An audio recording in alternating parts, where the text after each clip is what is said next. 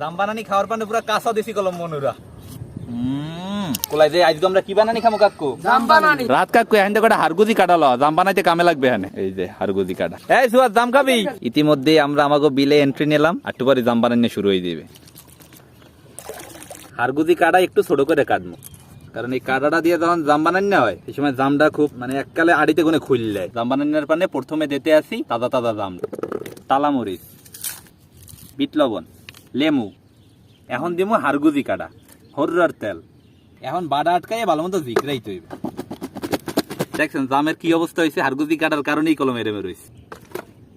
এখন হারগুজি কাটাটিরে বাইশ চালাই তৈবে। লবণীয় জাম বানানি হয়ে গেছে, এখন খালি খাওয়ান না পালা। জাম বানানি খাওয়ার পানে পুরা কাঁচা দেশি কলম মনুরা। বিসমিল্লাহ।